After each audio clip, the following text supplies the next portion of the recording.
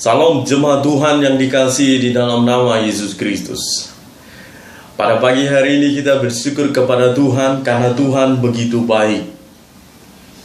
Bahkan kebaikannya melebihi apa yang kita terima pada hari ini.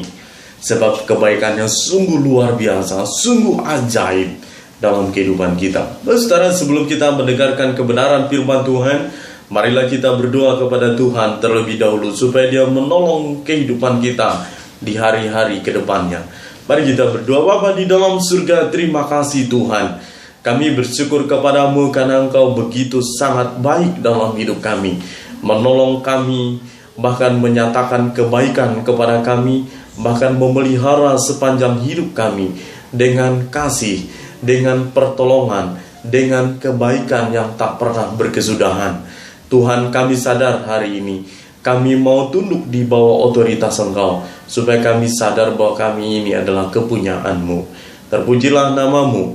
Di dalam nama Yesus Kristus kami berdoa dan kami sambut firman-Mu Tuhan. Amin. Bapak saudara dikasih di dalam nama Yesus Kristus, hari ini kita akan belajar dari firman Tuhan yang terdapat di dalam Matius pasal 8 ayat 23 sampai ayat 27. Bapak saudara dikasih di dalam nama Tuhan Yesus Kristus, di sana LAI memberikan satu tema, angin ribut diredakan. Lalu Yesus naik ke dalam perahu dan murid-muridnya pun mengikutinya. Ya. Ayat 24. Ya. Matius pasal 8 ayat 23 sampai ayat 27. Ayat 24. Sekonyong-konyong mengamuklah angin ribut di danau itu sehingga perahu itu ditimbus gelombang, tetapi Yesus tidur. Maka datanglah murid-muridnya membangunkan dia, katanya, "Tuhan, tolonglah, kita binasa."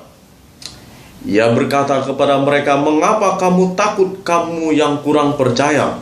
Lalu bangunlah Yesus mengharik angin dan danau itu, maka danau itu menjadi teduh sekali. Dan heranlah orang-orang itu, katanya, "Orang apakah dia ini sehingga angin dan danau pun taat kepadanya?"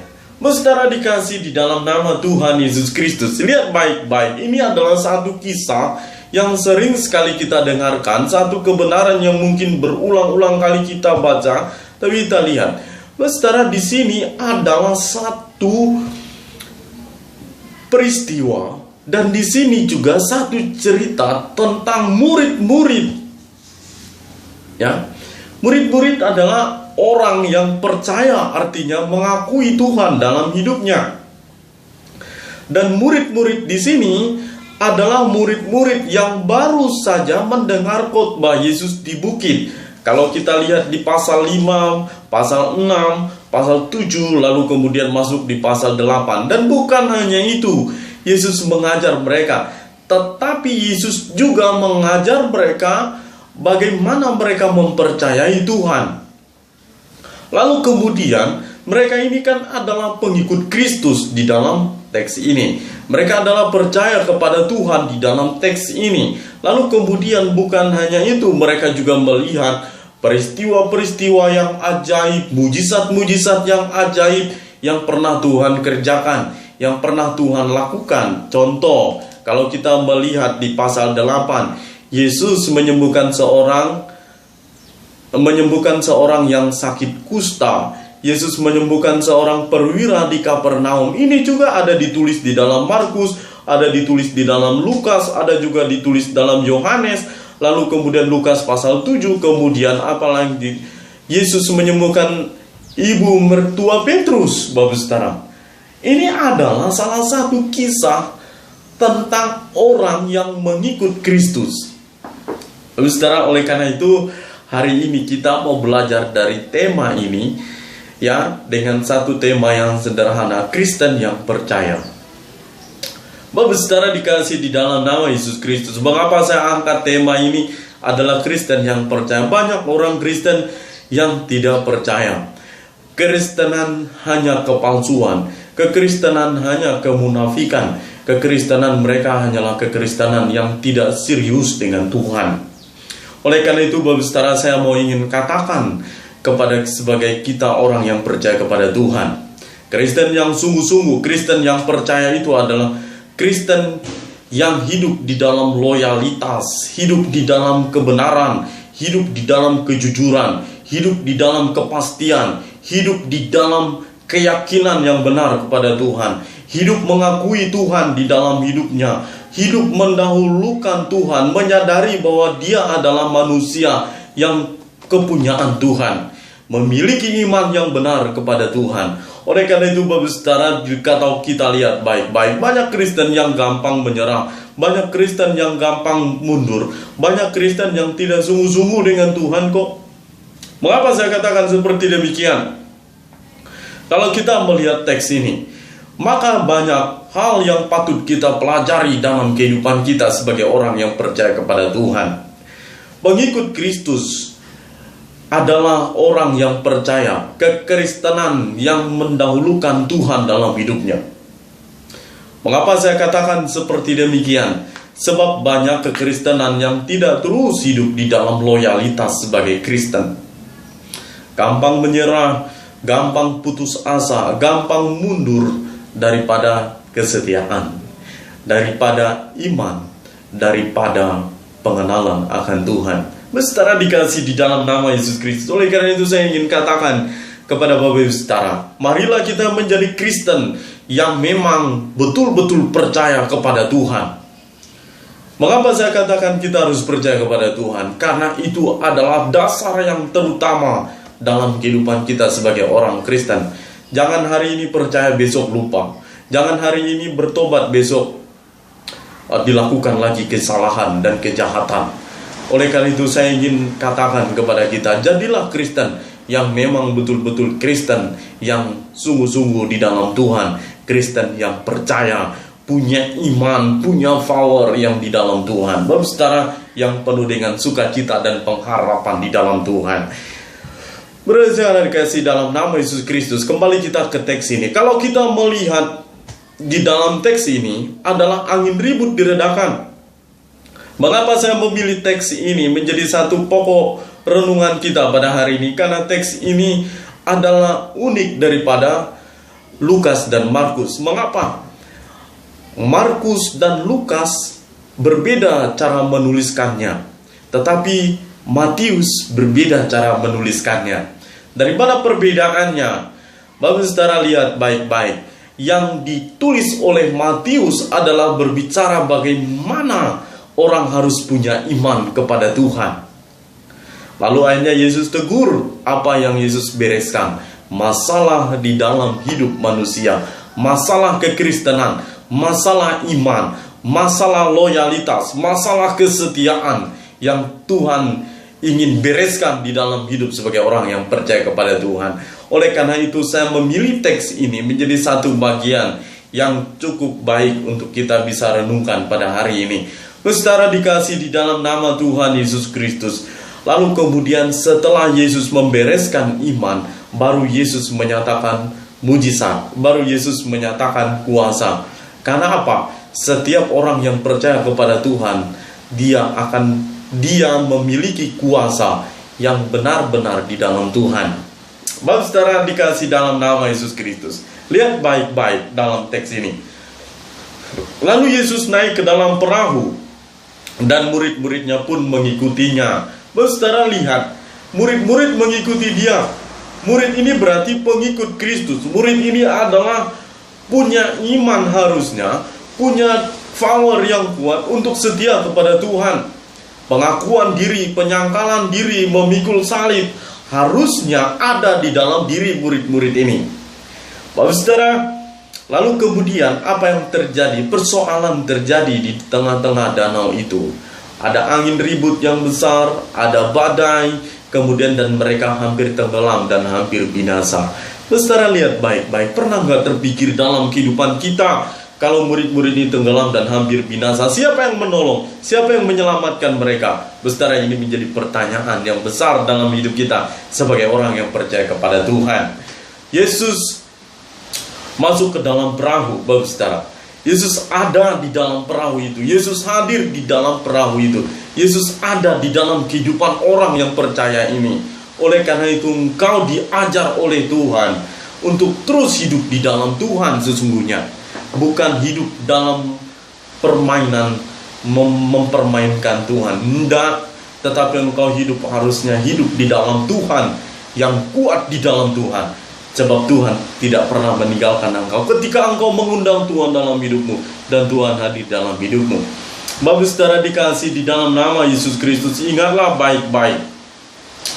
Kehadiran Yesus di dalam perahu itu harusnya kehadiran yang membuat pengharapan, kehadiran yang membuat sukacita, kehadiran yang akhirnya menyelamatkan, kehadiran yang membebaskan, kehadiran yang membuat sukacita. Tetapi Bapak saudara, kehadiran Tuhan di dalam perahu itu apa yang terjadi? Bahkan murid-murid ketika masalah datang, sekonyong-konyong mengamuklah angin ribut dan taufan itu, sehingga perahu itu ditimbus gelombang, tetapi Yesus tidur. Bapak saudara, lihat baik-baik apa yang terjadi dalam kehidupan kita ketika kita sebagai orang yang percaya di dalam Tuhan. Kemudian Yesus, kita mengatakan, aku pengikut Tuhan, aku milik Tuhan, aku adalah laskar Kristus. Tetapi ketika persoalan datang, engkau mengalami ketakutan, engkau mengalami kebimbangan, engkau mengalami keputusasaan, lalu engkau mengalami dilema dalam hidupmu. Kemudian kamu akhirnya menyerah, Tuhan kami hampir binasa dan tak bisa tolong lagi, lebih baik tinggalkan Tuhan. Tidak, Bapak saudara. Saya ingin katakan kepada Bapak saudara baik-baik. Oleh karena itu, saya mau sampaikan, di dalam teks ini adalah berbicara yang pertama, engkau harus mengakui Yesus dalam hidupmu. Ayat 23 dan 24. Lalu Yesus naik ke dalam perahu, dan murid-muridnya pun mengikutinya. Sekonyong-konyong mengamuklah angin ribut di danau itu, sehingga perahu itu ditimbus gelombang, tetapi Yesus tidur. Bapak saudara lihat baik-baik. Mengakui Yesus dalam hidup, pengakuan ini adalah dasar yang kuat untuk sebagai orang yang percaya di dalam Tuhan. Amsal 3:6 mengatakan, akuilah Tuhan dalam hidupmu, maka Ia meluruskan jalanmu. Saudara dikasih di dalam nama Yesus Kristus, pengakuan. Ada satu pengakuan. Engkau tahu Yesus luar biasa, engkau tahu Yesus hebat, engkau tahu Yesus maha dahsyat di dalam hidupmu. Tentu engkau mengakui Dia, bukan hanya di bibir ini saja, tetapi dengan iman, dengan Kristen yang sesungguhnya.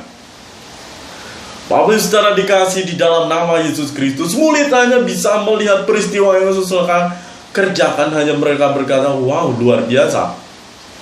Tetapi saya ingin katakan, Bapak saudara dikasih di dalam nama Tuhan Yesus Kristus, engkau sesungguhnya ketika ada di dalam Tuhan dan Tuhan di dalam kamu, maka engkau punya kuasa sebenarnya dalam hidupmu. Bapak saudara, pengakuan ini berbicara adalah mengakui Yesus sebagai Tuhan, mengakui Yesus adalah sebagai Allah yang berdaulat dalam kehidupan sebagai orang yang percaya kepada Tuhan. Oleh karena itu Bapak saudara, pengakuan, penundukan diri, menyerahkan diri kepada Tuhan, itu adalah yang terpenting dalam kehidupan kita sebagai orang yang percaya kepada Tuhan. Bapak saudara dikasih di dalam nama Tuhan Yesus Kristus. Kemudian menyadari bahwa engkau adalah manusia berdosa. Ayat 25 Bapak saudara. Kemudian yang kedua ini, sadar bahwa engkau itu adalah manusia yang berdosa. Mengapa saya katakan dia 25? Maka datanglah murid-muridnya membangunkan dia, katanya, Tuhan tolonglah kita hampir binasa. Murid-murid tahu bahwa mereka adalah manusia biasa. Mereka berdosa dan mereka hampir binasa, Bapak saudara. Tapi saya mau pastikan kepada engkau sebagai orang yang percaya kepada Tuhan, jikalau engkau binasa, engkau mati di dalam Tuhan, engkau mati bersama-sama dengan Tuhan. Dan engkau memiliki iman yang benar dengan Tuhan, maka engkau tidak akan pernah mati binasa, tetapi mati karena engkau mati percaya kepada Tuhan. Bapak saudara dikasih di dalam nama Tuhan Yesus Kristus. Lihat, banyak orang mengalami ketakutan di masa corona ini. Banyak orang mengalami keputusasaan di masa corona ini. Banyak orang-orang yang mengalami kolab di masa corona ini. Banyak orang-orang yang kehilangan pekerjaan. banyak orang-orang yang akhirnya tidak bisa bertahan hidup.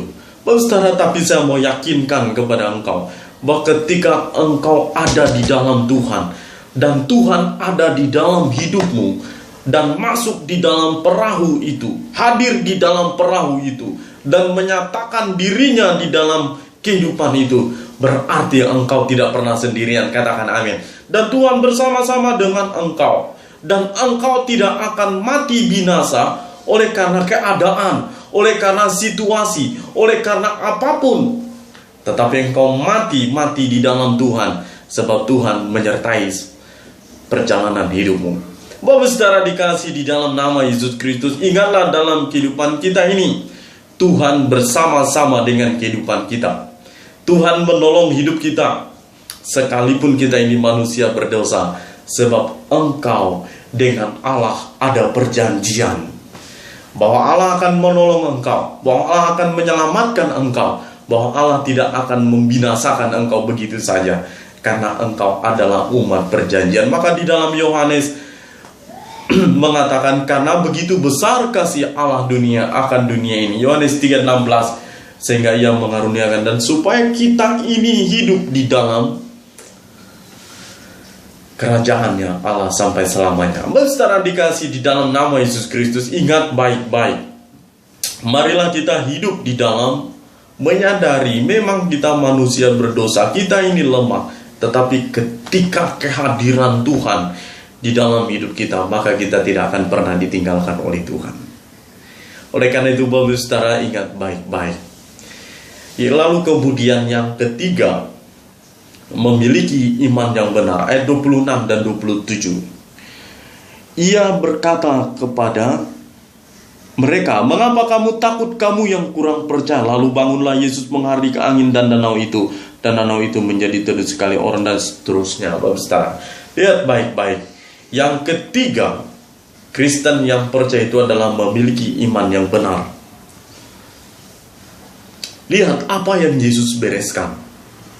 Yesus tidak membereskan yang lain dulu. Yesus membereskan iman daripada murid-murid ini, supaya mereka sadar, mereka tahu bahwa mereka itu juga adalah disebut anak-anak Allah. Maka di dalam Yohanes 1 ayat 12, engkau diberikan kuasa sebagai anak-anak Allah. Saya baca Bapak saudara.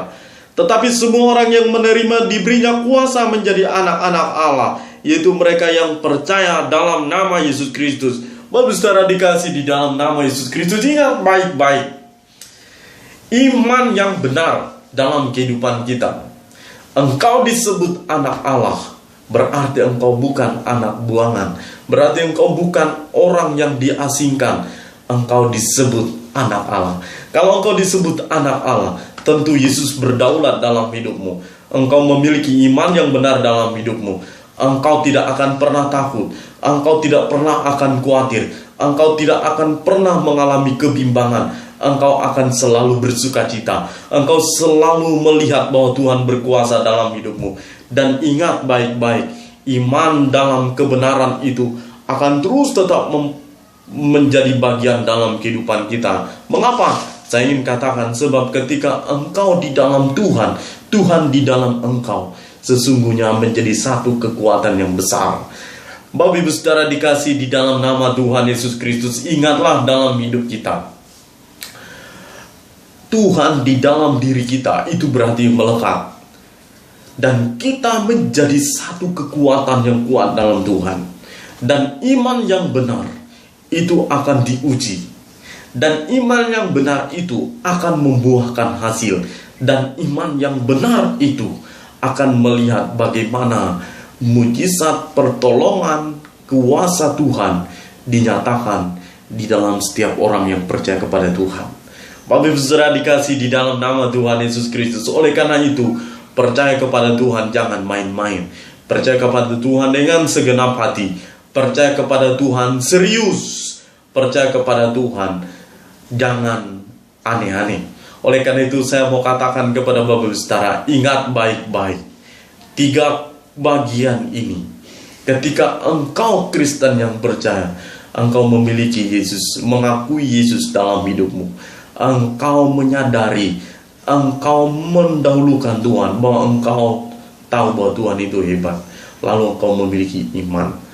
Bapak Ibu Saudara dikasih di dalam nama Tuhan Yesus Kristus, biarlah kehidupan kita ada hari ini itu karena kita masih percaya kepada Tuhan, dan Tuhan bersama-sama dengan hidup kita. Dan saya yakin dan saya percaya suatu saat Tuhan akan menolong engkau. Sekalipun engkau dalam kesulitan yang besar, sekalipun engkau mengalami masalah yang besar dalam hidupmu, lihatlah ketika Yesus hadir di dalam perahu itu, dan ingat, Ia berkuasa dan Ia tidak meninggalkan engkau, karena Ia disebut Immanuel, Allah yang menyertai sepanjang perjalanan hidup kita.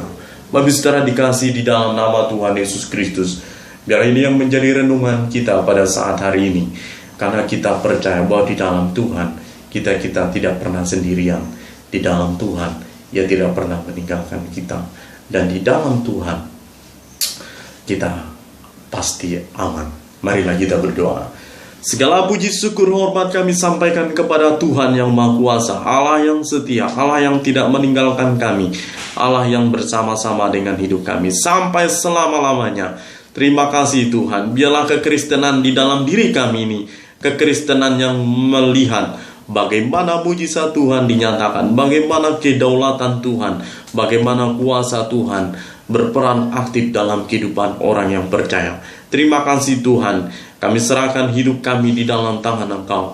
Kalau selama ini kami Kristen, hanya Kristen saja, ampuni kami Tuhan.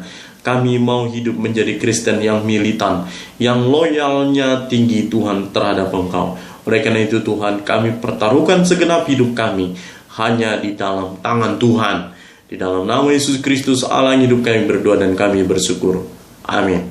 Salam jemaat Tuhan, salam. Tuhan memberkati kita semua. Selamat hari Minggu, selamat beribadah. Amin.